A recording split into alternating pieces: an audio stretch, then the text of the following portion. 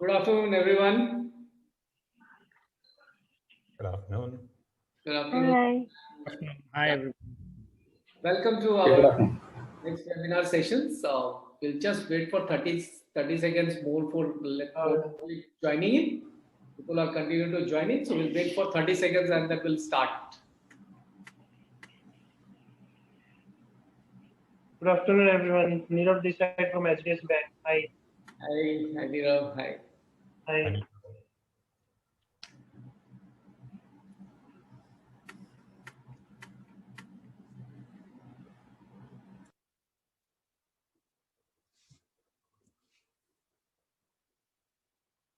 Hi.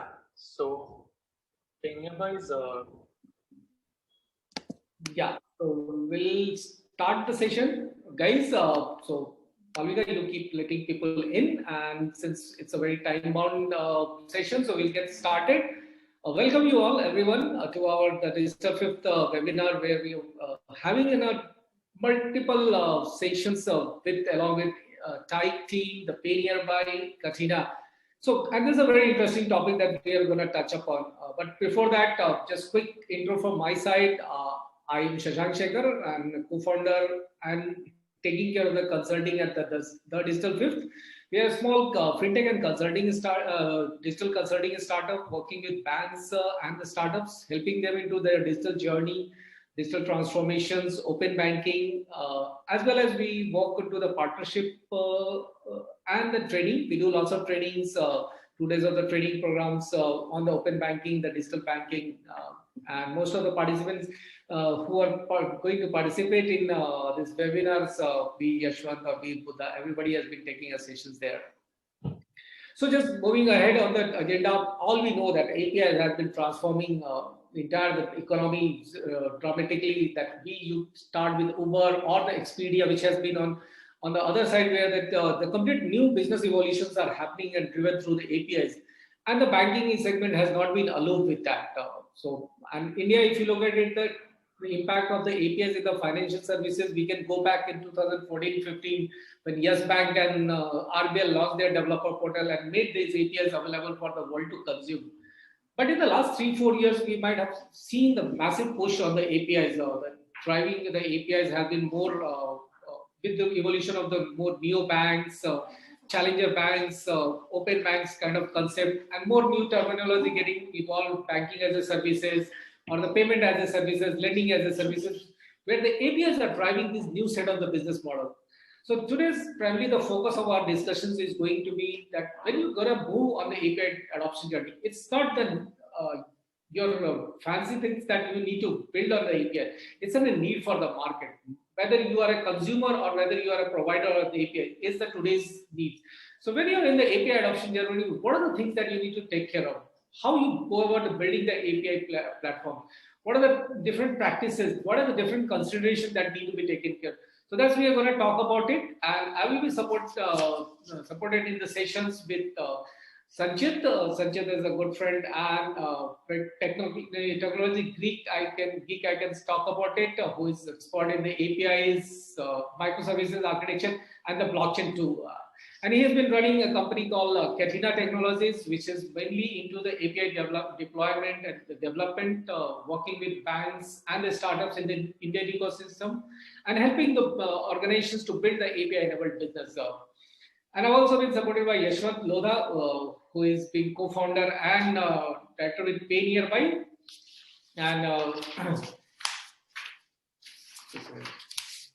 and he has been leading the product management and technology development at one of the leading startup fintech, you can call it the Pioneer by.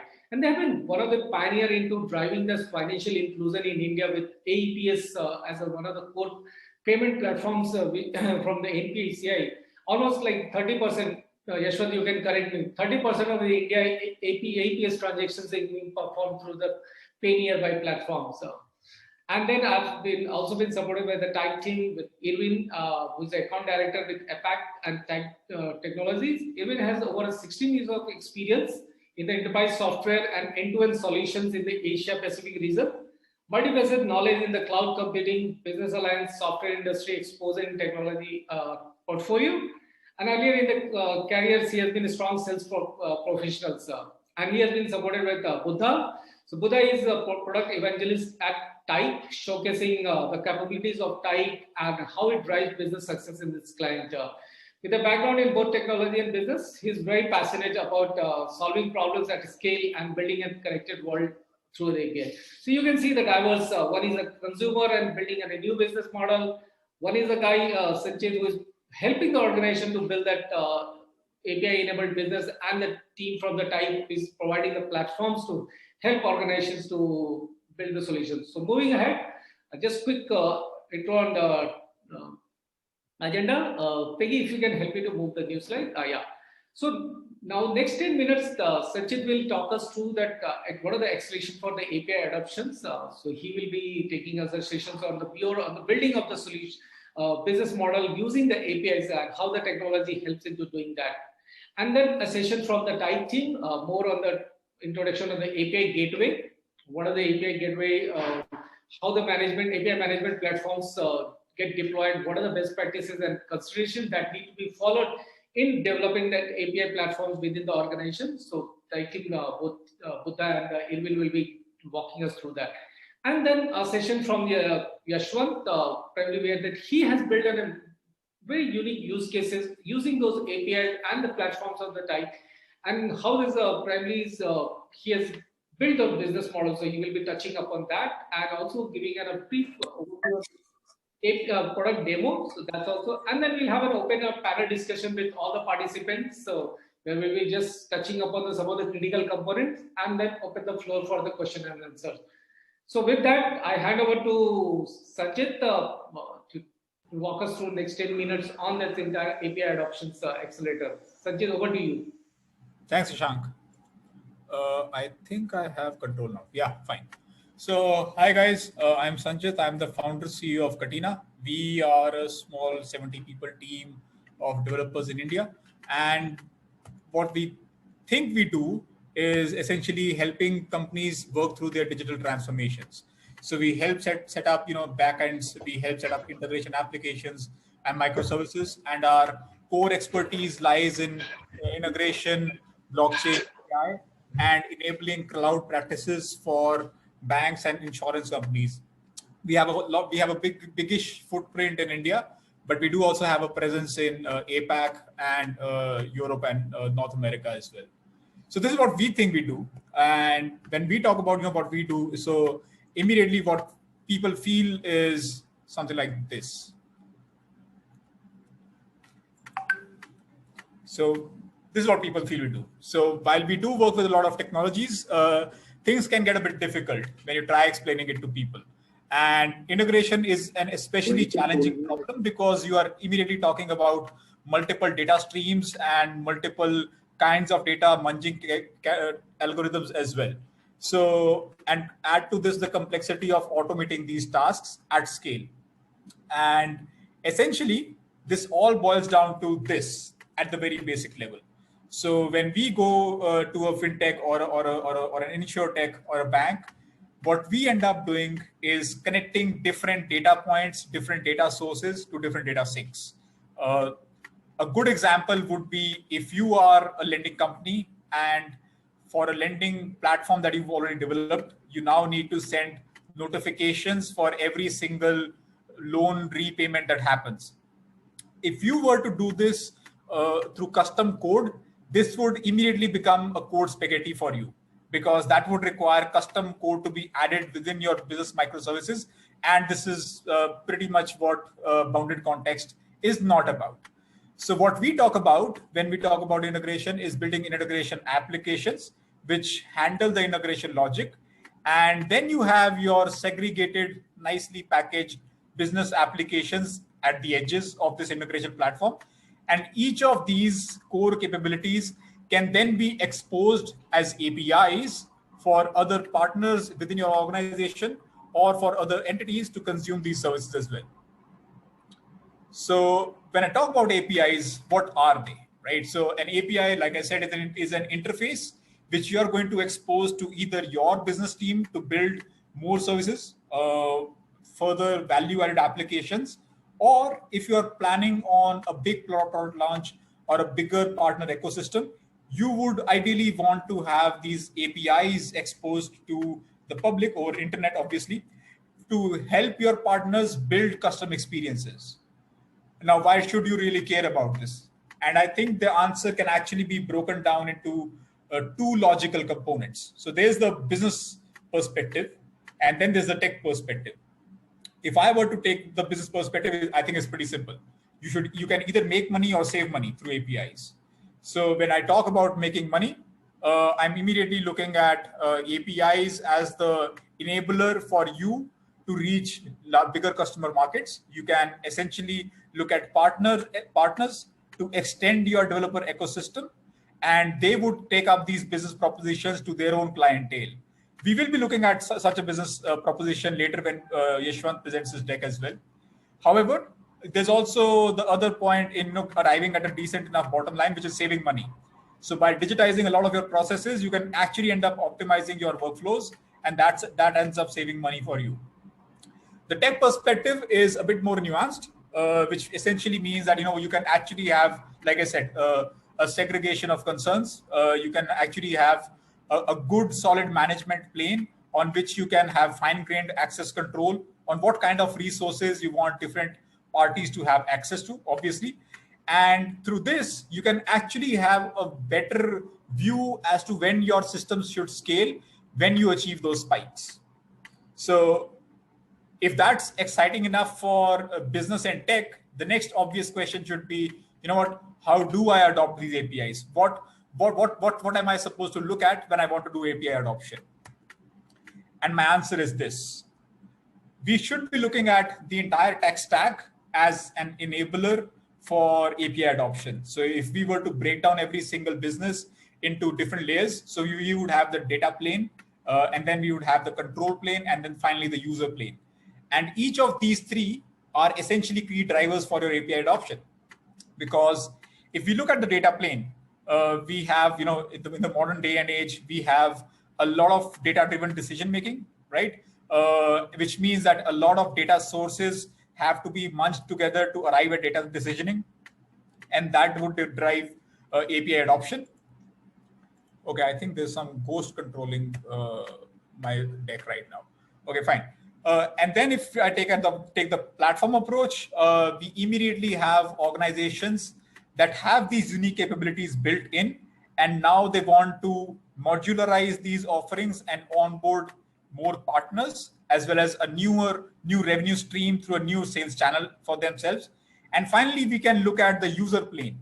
So with smart devices and the internet capability catching up, we immediately have new experiences. People demand completely new experiences. And right now it makes little sense for us to have a one-size-fits-all solution. So earlier, I remember when I used to be a Drupal developer, and those were the dark days, obviously. But essentially what we had with something like a LAMP stack was, a single database connection, which would pipe all data to the front end. And these were, tightly coupled together, which would mean that, if you have a mobile device, it would never be, the best possible experience that you would get. So with different screen sizes, what your users expect is a customized experience every single time. And I think APIs are best suited for that. A deeper look at the stack, and this is what we see when we talk about data. So if there are any Ghostbusters fans out there, I'm pretty sure you must have heard about, when we about the downsides of crossing streams. But as far as business today is concerned, I think crossing streams is very much the in thing right now. And we can actually look at it at the very bottom of this deck, where you have multiple backend services. And we're actually even talking about a completely polyglot system. You could have third-party services, data getting in through third-party systems. And you would have a business case where all these different data sources have to work together in tandem to deliver a tangible business case.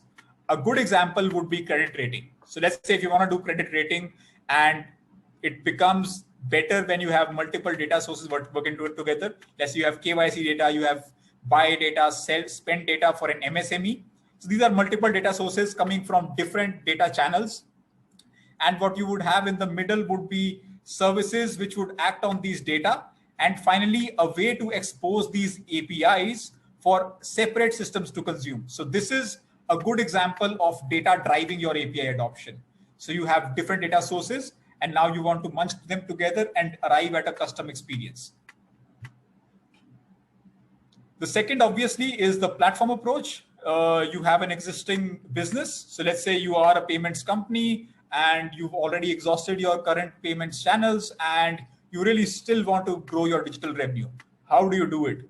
Again, you're not going to do it with your current net banking or UI UX that you have, because that's going to tie in everybody tightly with your own ecosystem. So the best possible way that a lot of companies come up with is to have your own business as the driver for growth. So in this case, it could be a company which has, let's say, an LMS system or a core banking system, which would act as the bean counter service.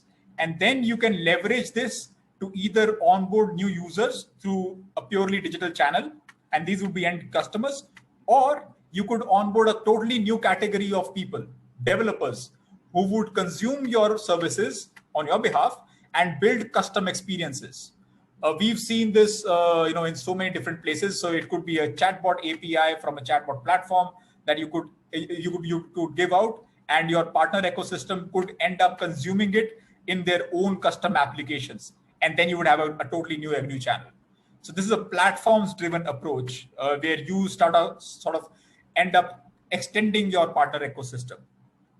The third is user-driven, and with your newer interfaces, you essentially have this requirement from users that with different data, with different screens, you need to be able to present custom experiences.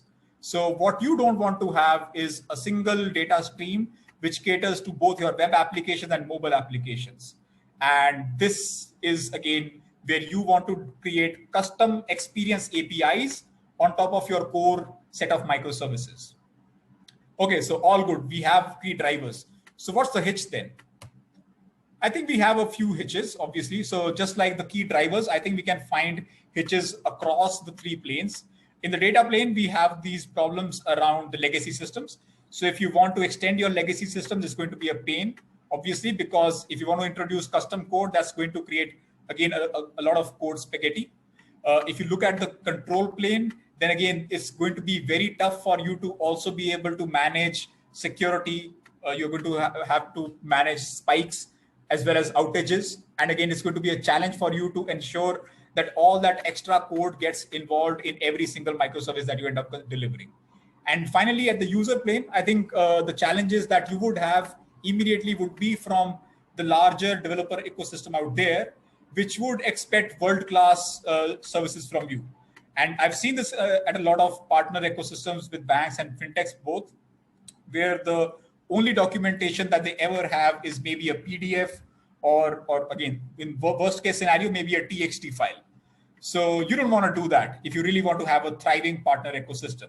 So these are obviously the pitfalls, but I won't leave you with that because I think the answer is still well within our grasp. So what you want to have is a full-fledged solution which can do all that is required from an API management solution, and which can target all the layers of both of the data, the control, and the user, which is where your API management also sort of kicks in as well. And to talk more about that, we have Erwin and Buddha. So thanks, Sanchit. So interesting insight into that. How do you go about adopting the APIs and drive your business? And taking the session further. So you, as you said, that you need to have that API management platform. So over to Irwin and Buddha to talk about what are the best considerations that one need to be taking care while picking up the API platforms to drive new set of the business. Please go ahead. Thank you. Good afternoon, everyone. And once again, thanks for joining. So today I represent we are an API management platform provider.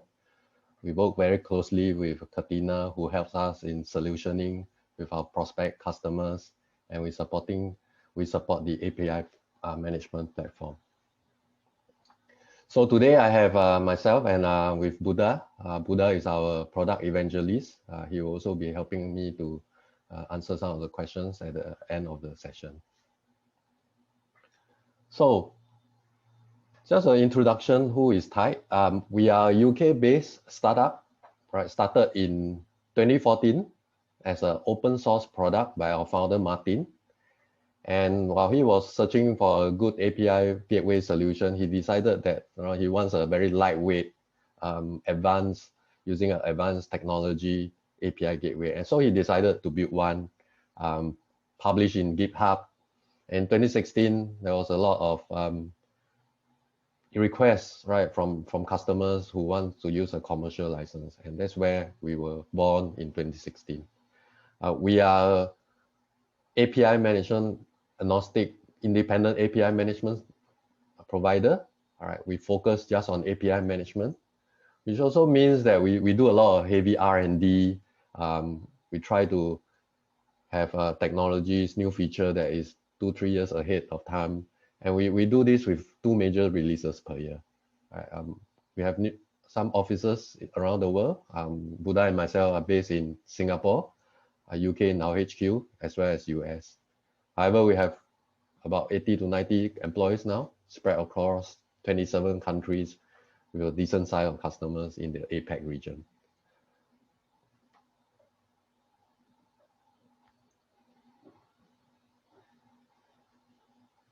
Now, as a solution, as mentioned, API management platform. However, our API gateway today is still open source. So anyone who wants to use just a gateway alone, we call it the headless gateway, without the dashboard or the developer portal, they are free to use.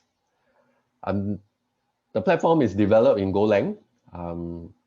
That's the reason why Martin chose this, because of its lightweight requirements. It shows here that we have actually have quite a good, decent benchmark in our lab test with about 2 to 3K kind of API cost on a low specification. Right. In fact, we don't have any minimum requirements, right, to install our product. The product is microservices platform since day one. So all the components that are on the platform, they are all microservices with a very lightweight containers. Right. A lot of customers find it very easy using containers nowadays to do their installation, setup, upgrades, and things like that. The product itself is API first policy, right? Meaning that we support API, our product has all the APIs in place. So every time we roll out a new feature, right, we always build the API first for the product or for the feature. Right? Not to say that we have a good support, whether you are paid customer or open source users. We also have a very active community for our open source users.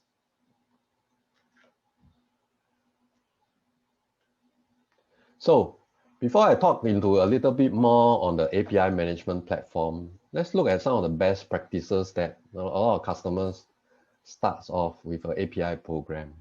I think the very first and foremost, to have a very good, clear API strategy in place is very important. All right, with a program that is supported and driven by the executive. A lot of projects will start off from bottom up, which is a good place to start. But as a project goes by, a good executive buy-in is important. Clear objective, right? Sanchit has mentioned some of these objective of APIs, whether it's exposing your APIs to more platforms or more mediums, more messes, or the sharing of APIs to external parties, as well as having a close communication to share KPIs, objective, review all these strategies internally. Now we move on into APIs. We see a lot of customers who treat APIs as a product, right? Unlike traditional projects where they have fixed timeline and budget, but API really is an ongoing cycle, right? Where products has an outcome-based, customer focus, and it's more importantly repeatable and reusable, that it has ongoing improvement. So with alignment of product-centric model, product ownership is really very important. Product owners who focus on identifying stakeholders, identifying user needs, and be able to then not just look at technology, but also to look at raw data and combine them to solve business problems. Right? I remember one of our customers who have been using an API gateway for many years, or at least for their first year, but it didn't get started because a lot of their teams are building APIs in silo and there's no owners that taking ownership. Next, we look at API adoption, right? Very important that you don't want to waste your time spending the effort to build up your API, but no one consuming it. So really documenting your APIs in a very clear manner, which has a good discovery onboarding process, really is important so that your partners can be able to subscribe to your API easily, as well as communication, consistent communication, right, with the developers, announcing new releases of APIs, some use cases that you can share with them using your APIs. Those are very good collaterals that you can increase adoption. Last but not least, API lifecycle. So as I mentioned, API have a lifecycle, right? They are just so API have a lifecycle. They are just like projects that go through life cycles. Every stakeholders knows what their responsibility, and this will increase the delivery of the APIs. Now, today, because of a limited time, I have only touched on 4 topics, but really we have a white paper that we can share with you later at the end of the program, so that you are able to understand a little bit more on how best practices of starting an API program. So the last slide, the last point I talk about lifecycle, and this is essentially what an API lifecycle management entails, right? With the provider, which is you as a API owners and provider that provides your API to the consumer, to the outside world, external party or your internal stakeholders, right? It goes through this whole life cycle, right? From creation all the way to securing testing, as well as then publishing with a clear documentation for partners to onboard, discover, consume, and develop, integrate into their application. And so this whole life cycle actually takes us through a API life cycle management, and this is where Type fits in with our platform, right? As you see here, we have many building blocks that supports, whether it's from a provider perspective as well as a consumer perspective. All right, things like a designer authenticated your APIs, how do you want to limit your API traffic and things like that. As well as from consumer side, having a clear platform to publish documentation, setting up some processes to do self-service enrollment so that they can request a token from you, so that they can test it in a sandbox environment before they integrate into your application. Okay, so having look at API management, Type API management, some building blocks, let's look at some of the considerations that we have when we talk to our prospect, our customer, in the open banking, digital banking scenario. What do they usually look for, and what kind of discussion do we have, right? Obviously, most important is securing the API, right? Be able to authenticate and authorize the correct party to use your API, right? Supporting industry standards for out of the box as a platform. And as well as not just out of the box, but some prospects, they already have some custom authentication in place, right? Can the API platform supports that custom authentication, right? Reusing your codes to plug into the platform, right? Something like Type, which is open source, easily can help you support that. I talk about API adoption, right? That includes like using a clear documentation, which supports open specification where everyone understands the documentation, as well as a partner onboarding, right? Self-service discovery. Next is about legacy and modern systems, right? Many prospects, they may have some system that's on SOAP that is maybe 10, 15 years old, but they have some systems that is on a newer technology, right? How can a platform like Type be able to help you to integrate them, or rather to coexist together so that you avoid a system overhaul, right? Customers nowadays are also looking for a platform, right, that supports GraphQL, right? A very new technology that a lot of prospects are now evaluating. Okay, the last 3 points talk about usage. How can an API, when you roll out API, understanding usage patterns, whether it's by API, by your partners, right? To be able to help you understand the requester, number of requests, and more importantly is to assist you, right, in your ongoing improvement of your API lifecycle. Service level, digital banking is always services is a big concern, right? Where you need to have the platform to be easily scalable when traffic increases, or be able to then have different service level for different APIs. Some APIs may have more traffic with more requests, while the other APIs may have a lesser request. Last but not least, managing and maintaining the platform.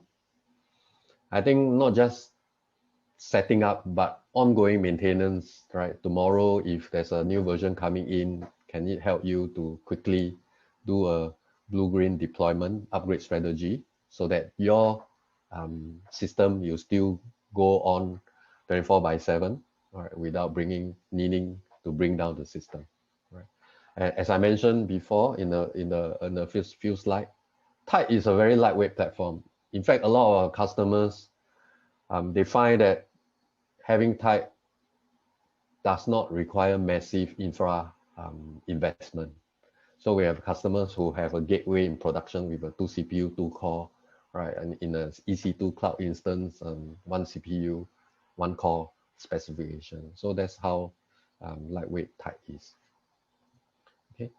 So if not, then these are some of the areas and sharing I want to share today.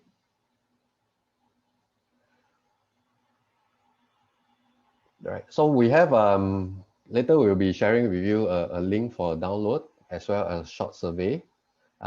It is available in your chat. If you will be open up the chat now, you can see the link for the white paper as well.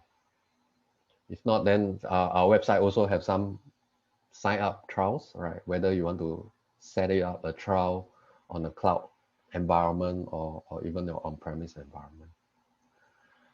So thank you so much, and I'll pass on to the next speaker. Yeah, thank you, Evan. I think Peggy, so we'll just take a just few second pause. And Peggy, we want to have one quick poll, right?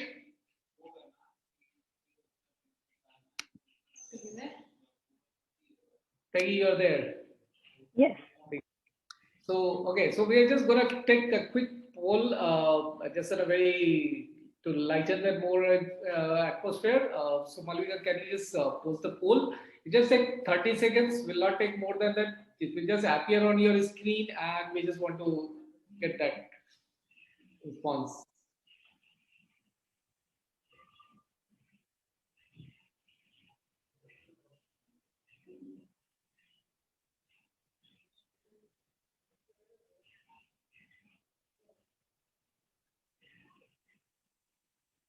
Almost 50% response. That's pretty interesting. That so set of the participants that we are having.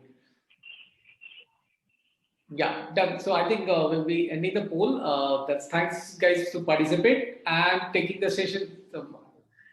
So taking the sessions ahead. So over to Yashwant, who has built the platforms to launch platforms enabled banking or whatever you talk about, and especially venturing into new business model. So over to you, Yashwant, and talk about your experience of building that new set of business. Yeah. Yashwant, you're on mute. My apologies. I didn't realize. Right. So thank you everyone for joining in. Thank you, Shashank and Tyke team and Cateina for hosting this session. I will take about 10 minutes for the whole session, where I'll cover what we do today in the next maybe 2 to 3 minutes, and then discuss our our journey into APIs and why do we want to go into the API space at all. For in the next 2-3 minutes, and probably try and squeeze in a demo for about a couple of minutes if the time permits. Right, Shashank, how are we doing on time? Yeah, we're more or less on the track. Right, thank you, Shashank. So for people who trying to change the slide. Right. So Pay Nearby, just to give you a brief overview of what we do, right? Pay Nearby we started about 4.5 years ago with the objective of bringing financial inclusion into India. When we saw these key numbers, right, that most of India has not paid digitally, does not have insurance, does not get access to a lot of credit, has not invested in long-term mutual funds, etc. And most of the solutions that are currently being offered in the space, right, are either for the top 10 digitized space, right, people who are digitally aware, who are in the self-service space. So we thought we'll leave the top 10% and probably move to the next large 80%, the remaining 80% of India, for whom what we need is solutions with people for people who have low financial literacy, and specifically solutions which are available beyond banking hours and beyond the doors of banks. Right, while banking and financial services traditionally have been dispensed from gated institutions, to take these services to beyond the next 10% will require these services to come out of those gates. Bringing people into those gates will not be possible. Otherwise, this would have already happened by now, right?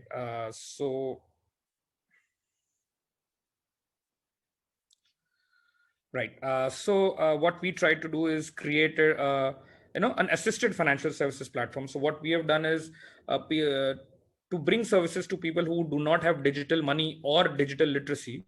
We thought we'll eliminate the problem of them having both of these preconditions by tying up with these small retail merchants spread all across India. We have tie-ups with now about 1 million retailers, of whom about 500,000 of them transact every month with us.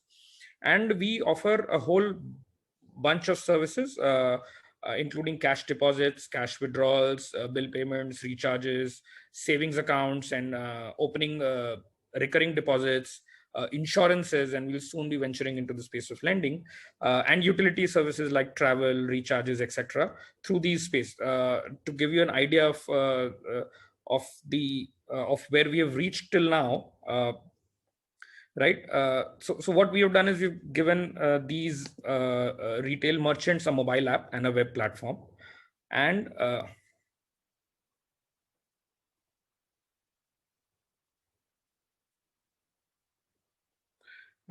right. Seems to be something wrong with the screen, I guess.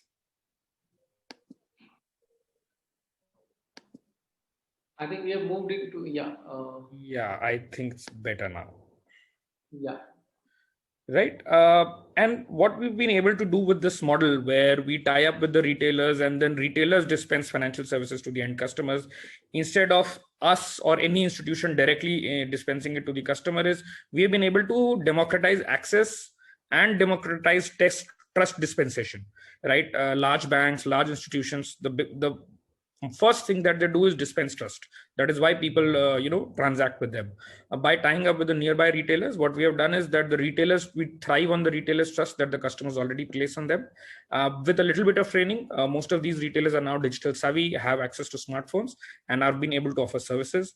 What our strategy has allowed us to do is bring banking to the regions which are most left out from it. You'll see that we now have about 5 lakh stores spread across 17,000 pin codes, whereas all of banking today is present at about 105,000 branches. Right. Through this, we have been able to service about 80 million customers. and do about $700 million worth of GTV, which is about 5,000 crores ballpark every month. We aspire to take this to 10x, where we hope that in the next 3 to 5 years, we'll be servicing almost 1 billion customers through almost 1 crore retailers, doing about 20,000 crores worth of GTV every month. Right. So the key thing is that, so why, if we already have such a large presence, if we already offer about 21 services that we offer through our network, through our systems, why even go the API route, and why the ecosystem play, right? So we fundamentally believe that inclusion is a fundamental right. It should be a fundamental right. While the government has not declared it, but we believe in our outset that is what it should be. And access to a fundamental right should not be delayed by our reach, right, or the lack of our reach, right? There are already so many players in the ecosystem who have direct access to customers. There are small retail networks, localized retail networks, networks of recharge players, of travel agents, who have about 5,000 to anywhere between 300 to 3,000 stores, who are already dispensing digital services to customers. We have a lot of supply chain organizations with distributed order taking apps, applications with distributors and retailers for placing orders. We have organizations which do direct to customer sales, organizations like Eureka Forbes, Oriflame, etc., who have a lot of these people on the ground who already are reaching out to many lakhs, if not crores of people on a daily basis. And on the tech front, we have a lot of these software companies, the HRMSs ones, HRMSs guys, the accounting softwares, inventory softwares, billing softwares, etc., where a lot of digital transactions are already being processed. Our agenda is to, tie up with people like these organizations, explore such tie-ups, and plug financial services into their systems and their networks, so that the speed of dispensation of these services can become faster. More customers can be included into the financial services network faster. While we would have probably covered India in, let's say, 10 years, with partnerships, we should be able to do it in 5, right? That's the idea. That's the overall idea, right? So the idea of Pay Nearby Connect was to offer all of Pay Nearby as a service, where we use our existing backend, where we have partnered with bankers, with insurers, with utility companies, with NBFCs and various lenders, and bring in a layer of partners in between, right? Partners who telcos who directly connect with consumers, or travel companies who connect with consumers, software companies will connect directly with consumers, or through other networks who also have small retail stores like FMCG stores, companies, medicine companies, pharma companies who have a retail network, and then provide services to these customers. So the idea is to eliminate the stress or the effort that we have put in over the last 4.5 years in building these backend partnerships, in building the compliance framework that is required, in building the banking relationships that is required,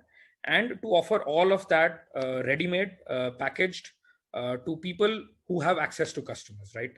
Now, to do all of that, what we needed, right, when we thought of going out on this journey, was a multi-directional platform, if I may say so. So what Pay Nearby essentially is becoming is, till before we launched, before we went this road, we were a unidirectional platform where we had a lot of, retailers at one end, and we were becoming a platform where bankers, insurers, and various service providers could join and connect to dispense their services, right? Now, what we are trying to do is become a platform on the other side as well, where many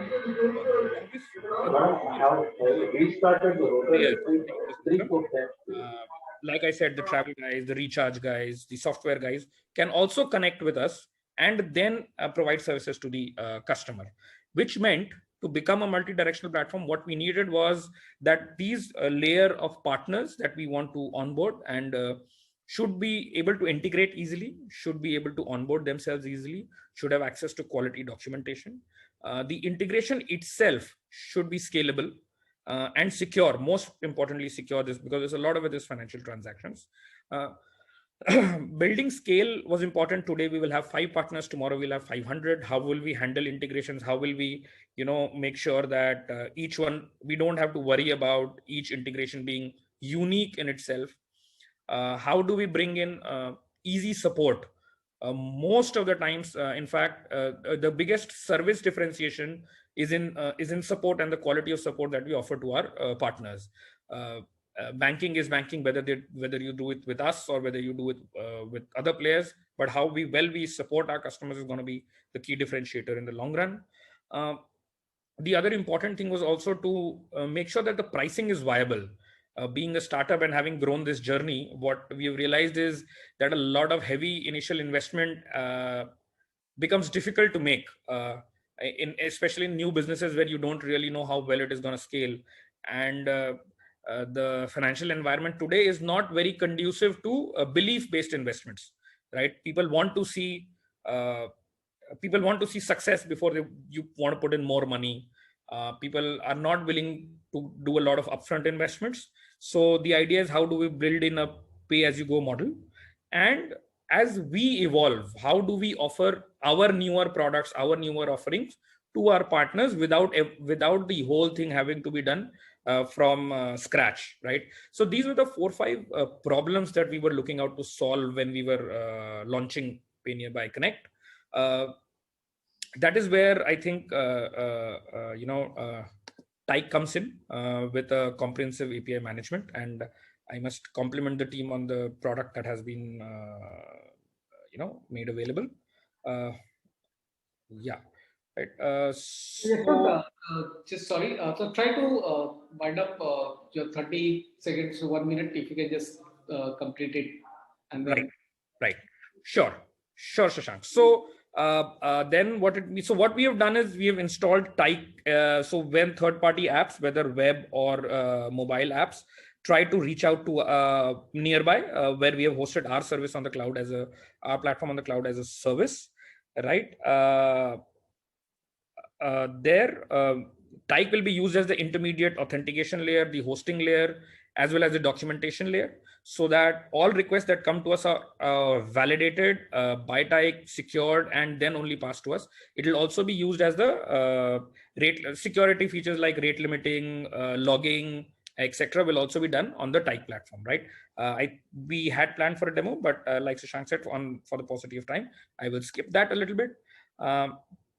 The kind of services that we intend to offer all will be around fintech, financial services, banking, fund transfers, collections, savings, a lot on Dukaan Tech, which is heating up well, and with our expertise in the retail space, that is where we'll be spending a lot of time, and value-added services including travel, recharges, bill payments, etc. A lot of services that we offer are regulated, so we'll not be offering plain and direct APIs, but we'll be working with tightly controlled SDKs and white label solutions, for which we discuss separately, right? Our overall roadmap is to, we've launched the service in February. We will intend to keep hosting products over the period of a year, and by the end of FY 2021-22, reach $100 million worth of GTV, right? I think with this, I will wind up. Thank you everyone for your time. Happy to host questions. Happy to answer questions. Over to you, Shashank. Thank you, Yashwant. Thank you. So, guys, so we are into the last 10 minutes of the session, and what I'll do that I'll open the forum for the questions, because many of you must have lots more questions for all the speakers. So, I think we have already started getting some of the questions, and we'll just open the platform. If anybody want to ask a question, please raise your hand, and then you can ask the question. So we'll moderate it. So. We already have questions coming from Vishwanath Reddy Polu. Vishwanath, if you can just talk about your questions, and then we'll pick up your question to answer with one of the speakers. Vishwanath. Hello. Yeah. Yeah, good afternoon, gentlemen. Thank you for the wonderful session. Yeah. Can you hear me? Yeah, we can hear you. Thank you, gentlemen, for your wonderful session. And I am actually not from the fintech. I am an independent inventor that has come up with a unique way of authorization and authentication, for which I've already filed patent, which is pending grant. What I would like to know is API the right way for me to go and deploy this to the whole banking system, number one. Also, I would like to do this on a commercial basis of licensing my IP. Is when you say open banking, is that for only free usage or does it also have commercial part? That's two part of my question. Buddha, will you pick it up? Sure. I can start off with the question around API. So I think when we spoke about this earlier, I think it's quite important to know what you're sort of trying to accomplish with your new authentication authorization method. If you're trying to make it available for external parties for consumption, is it going to be like an authentication as a service, so to speak, or security as a service, so to speak, which anyone can pick up and add on to their technology stack and make their systems better and more secure? So if that is going to be the case, then exposing that or making it available, I think API would be a good way to do it. The other way to think about it is, what exactly is it looking to secure? Is it actually securing APIs themselves? Because APIs themselves can have a level of security that goes alongside it. So I think it might depend a little bit on use case, but what APIs would do is essentially it will enable you to expose that or make that service, if I say so, available to a lot of different parties across a lot of different platforms. I think that's where the power of API sort of lies. Yeah, thanks, Buddha. And I think part to your questions, Vishwanath, like open banking is only the free uses. It's depend on your business model, and it definitely is prompt for the various monetization mechanism. You can charge it on the API basis, or you can have a different monetization making. So it's all evolving as ultimately everybody wants to make money as a part of the business. So whether anybody is launching the APIs and letting other participants to consume those APIs, definitely there is a means to make a monetization. And that's depend on the business model that you're going to pick it up.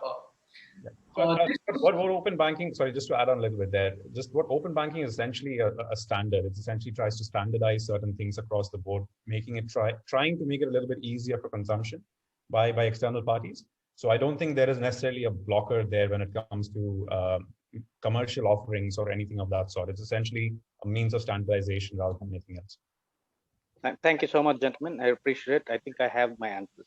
Buddha and Shashank, I appreciate it. Thanks, Vishwanath. So next, Alok, can you just go ahead with your question? And I think it's coming to Yashwant to you. So Alok, please go ahead with your question. Hey, hi, Yashwant. Yashwant, my question would be to you. I want to understand the Pay Nearby, the backend platform which you are to which you are providing the services, the banking services, the payment services. What is the backend platform? Is it the AEPS, UPI, IMPS which you are using? The first question. The second question: how you are, addressing the frauds? The third question would be: are you also getting the offline transactions as of now? These are the three questions. And a generic question, fourth question would be. I think we may have to limit to a couple of questions because we'll have lots of participants asking. Fair enough. That's it. Yeah, please. So, Alok, thank you. So to take your questions part by part, right? So we are integrated with all the three payment modes that you mentioned: AEPS, UPI, IMPS, also NEFT, which we will not mention. It depends on the use case for which the payment is offering, right? So the idea of offering, so Pay Nearby Connect and Pay Nearby in general and the Connect platform is it's think of it as an a la carte menu, and you can use what you want to eat based on when you want to eat it, right? So for example, if you want to do a real-time merchant payment, probably UPI is the best use case for you. If you want to do a person-to-person fund transfer, while UPI is a very good use case, but IMPS also does that job very, very well, right? If you want to do it at a lower cost than that, NEFT does it well, although it has its own latency, right? AEPS, we generally use it for cash out for DBT services that the government provides, and not as a as a standard payment mode for doing the typical payment that you and I would probably foresee. Similarly, we also offer CNP services, card not present services, link-based payments as they are popularly known as, for online merchant basis. So it depends on really what it depends is on the use case that you want. And that is the first part. As regards the fraud and disputes, right? You would have seen that we said that a lot of our regulated offerings, I specifically mentioned are not available as pure play APIs. They are available in as a white label solution or as a SDK. A lot of what we do, why we offer it as an SDK or as a white label solution and not as a simple API, is to build in these security checks. Things like geofencing, things like rate limits, right? Those are things that we've already baked into the SDKs, right? Things like face recognition for login. A merchant cannot, an OTB is sharing a password. So for example, I cannot share my password of the SDK to Shashank, who's sitting, let's say, in Delhi, so that he can do a transaction there, right? It requires face authentication based login. So those are the security checks that we're building. Even after that, yes, as long as there are locks, there will be keys. There are cases of frauds. There some cases do happen, for which we have a robust chargeback mechanism, which we have developed over the last 4.5 years, from automated checks, alerts, auto checks, to manual verification based process. I think it comes with a lot of experience, and which is what we want to eliminate for other people, right? You don't have to spend time developing all of this. We have done all of that. We have done the hard work. We have done the legwork. I suggest you just need to take it up, integrate it with your software, and get going. Start doing the marketing. Leave the plumbing to us, right? That's the idea, Alok. Thanks, Ashwin. Thanks. Okay. So are we going one questions to Irwin?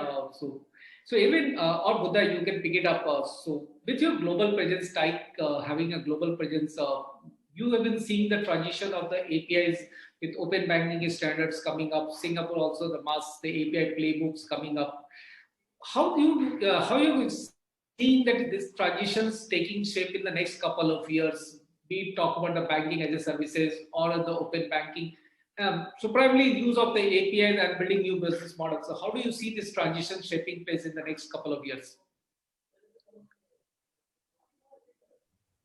Any one of you, Buddha or Irwin? Do you want to go for that, or I can give a quick introduction? Yeah. So I think the landscape has already started evolving. I think we've started seeing applications more and more looking at API as their basis, as an underlying sort of transaction method for whether that's data, whether that is for any other form of communication between systems. And typically now what we are seeing also is across the stack, there are so many different kinds of systems that you need to interact with. And an application is no longer just a simple basic application, but you've got a lot of underlying thing. And it's very, I think Shashank's, Sanchit's slide sort of alluded to that already, with all of these underlying services that are already available. I think making all of those available across different platforms, I think APIs have been the most robust sort of reliable way to actually accomplish all of that. I think moving forward across I would say across the next few years, you might see a few different methods for consumption of this coming in. I think we have already started. We touched a little bit upon newer technologies coming in from time to time, with say GraphQL being one of them. We previously had things like SOAP, which was already available as a service. And I think we've seen those transitions happening over the period of the last 10, 15 years. And I think that might keep happening. What we have seen as a trend for sure is that a lot of these applications that people are building, they're very use case driven and focused. So it's not so much that a new technology is here and let's make use of that, but it's so like, I have a need and then this technology is coming in and it's going to help us out. So building robust, scalable, secure, and I think stable applications, I think you'll see more and more APIs probably driving that. And I think all of these standards that are coming up, whether that's open banking, open finance, it's all in service of actually making things more open for people for consumption, so that people who have services that they can provide to people can be easily consumed in a standardized manner to build more robust and scalable applications. So that would be, again, my take on this. Thank you, Buddha. Thank you. And guys, I think Yashwant, Irwin, and Sanchit, we have a couple of more questions. So I think if you're okay, so we'll extend for 5-10 minutes. So I hope it's okay with all of you. Okay, perfect. So Alex, you have our next questions. So can you just go ahead with your question? And Sanjay, it's coming to you. So Alex, you're on the mute. Good to see you again. Yes, I am on mute. Sorry about that. Alex Penner, based in London. I was asking about stress testing APIs and also error messaging around APIs. There's a lot of complaints inside the UK market, particularly around the open banking environment, that it's a balance between the API provider and the end destination data system, which may be a bank or maybe a lend system, for example. And that there's a lot of confusion around how we get clarity to whichever end consumer of the API is receiving error messages and or experiencing outages due to stress. Can you talk to how tech works with that? And potentially how you're looking at that from your solution as well?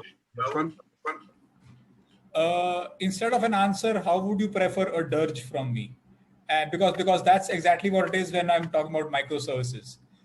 Again, so it's very straightforward for somebody like me to say, you know what, my microservices are the nirvana of distributed computing, but it's probably easier said than done as well. Take for instance load testing. So when you want to load test an API is just an interface which pretty much depends on the underlying data layer to take data to you. That's it, right? Which means that, you know, as long as your data is structured in the right manner, you should be able to do fine and just fine. Let's see how it happens. In a typical scenario, where you have a single database to both record data and get data out, that would pretty much end up being the bottleneck right there. Because in typical, so let's say if you have a typical scenario where a lot of your customers are just window shopping, your database is going to have a lot many more reads than writes. And those reads are going to choke up whatever writes you're going to probably have. So the first kind of thing that you might want to have is, again, separation of concerns, right? So you might want to have a separate data for, you know, invoking and recording transactions and a separate data for reading transactions off of it. And then you might think, you know what, you've achieved nirvana and you are fine, you know, and stuff should work now. Unfortunately, that's not really the case, because if we are talking about true separation of concerns, we're actually talking about microservices being able to asynchronously pass messages across each other. And it's not just these two microservices, right? So these are there are going to be multiple layers of services talking to each other. And we might have tracing enabled, but doing them for asynchronous method calls is actually pretty hard. And multiply that, you know, what the number of APIs that you have and the service that you might end up having in a distributed system is actually pretty hard. So a single API for that, like I said, you know, it boils down to how you are structuring data across databases, how your microservices interact with each other, how you actually end up doing telemetry. I think that's pretty important. So every single time we build microservices, and this is what we used to do in the past. Every single time you would build a microservice, you would have to integrate an SDK, which would plug into the tracing application. So this is also what you do when you use something like Jaeger, right? So you have an SDK embedded, and that agent is supposed to send events back to the collector, and then they give you a nice tracing diagram. I think that approach works well if you have exactly one customer, and then it all breaks down. But yeah, so these things are better managed when we first start off with a monolith. And this might sound like me being blasphemous, but I think it makes a lot of sense when you're starting with a monolith, because you would know exactly how your ecosystem behaves, whether you really do need to separate your databases into different read databases and write databases. So first, understand your ecosystem, because doing tracing for a monolithic application is fairly straightforward. The only problem that you come up with is when you talk about microservices. So start with the monolith, have a decent-ish database in place, and see what your usage is like, and maybe take that as the point of deciding, oh, you know what, we're getting a lot many more reads on this one specific database than writes. So why don't we just take this as a starting point and just separate these two to begin with? So that sort of that sort of should be your point when you want to take that decision. Let's start with a cost back end, which is your database, basically. Scale your database and make that more efficient, and then divide the services up either into channels or into just hierarchical layers. Okay. Yeah, I think just adding on a little bit, just a really small thing to that. I think I actually agree a little bit around starting out with monolith, because that's when I started building application. That's sort of how it was. I think the benefit of that also, I think having something like an API management gateway or a platform as well, I think is when you're trying to make the transition out from your monolith to even services, you don't have to do a one-shot service switch. You can always have your monolith where you can start swapping new things out or add things in, where again, you can still have that little separation of concerns where you have dedicated things acting on dedicated functionalities or features or capabilities, with something bringing all of that together cohesively, which in this case could be an API management gateway, taking care of your security layer, taking care of your administrative segments of all of that. So that could be another approach for your architecture. And API management, in fact, I would go so far as to say an API management is actually the perfect monolith, which handles all those things for you, right? It's actually a monolith. Thanks, Sanchit. Thanks, Buddha, to adding to that. So we'll have a space for 1 or 2 questions. So we'll pick it up now. The questions keeps on flooding. So this is next very interesting questions, I think, by Pooja, but she's not there. Pooja, are you there? I don't think so. So, okay, so that's a pretty interesting question. So I'll pick it up at Yashwant. I'll throw it to you. And it will be interesting for others to see that. So it's probably, she's talking about like lots of forms like Setu and now Pay Nearby also coming up with, are essentially creating APIs for services which are already provided at banks and the financial institutions. Why can't bank do this themselves? I will try and answer this in 2-3 parts, right? One is firms like Setu or firms like Pay Nearby offering financial services, APIs, etc. Right? One is that people like Setu, people like Pay Nearby Connect, if Pay Nearby Connect were a separate organization, or more people like us will continue to thrive because we don't only offer 2 or 3 banking services. What I think it is a reduction of what we do by saying that we are exposing financial services APIs. So that is one side. Why can't banks do it themselves?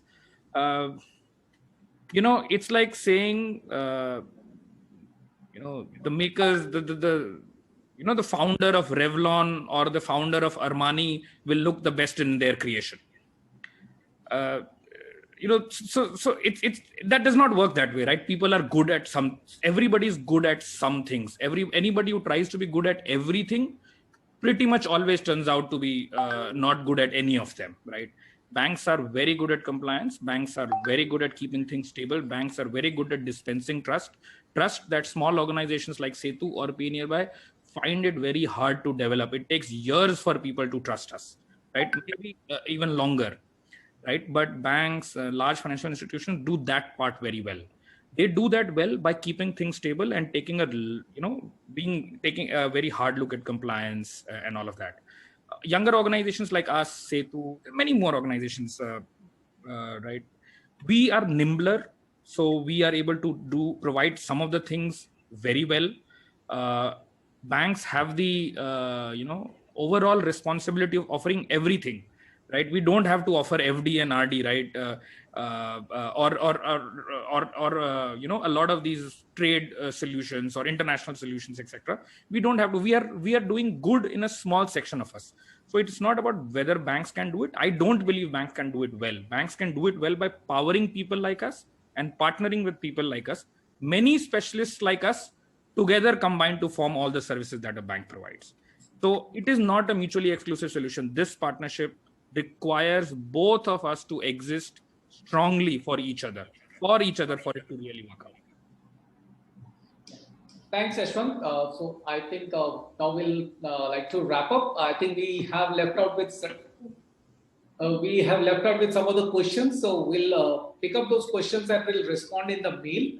So Peggy and work out and then we'll share the response.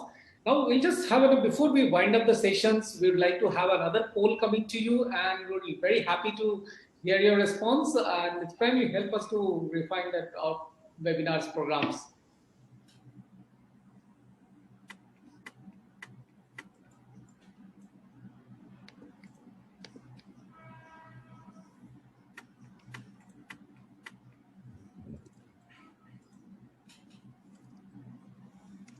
Okay, so unlike GDPR, there's no way for me to opt out of this. Yeah, You can't do that. Okay, so you can just forbid to not to respond. Yeah.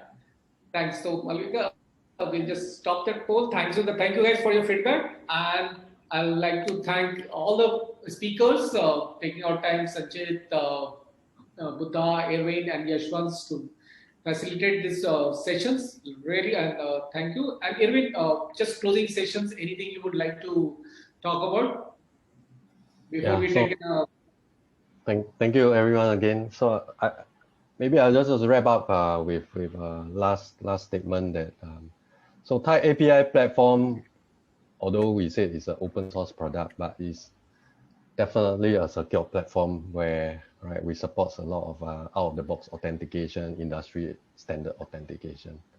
So don't get it wrong that open source is not secure. It's definitely a very secure platform. Thank you. Thank you. Thank you, guys. Thank you, everyone. Thank you for your feedback. Thank you very much. Look forward to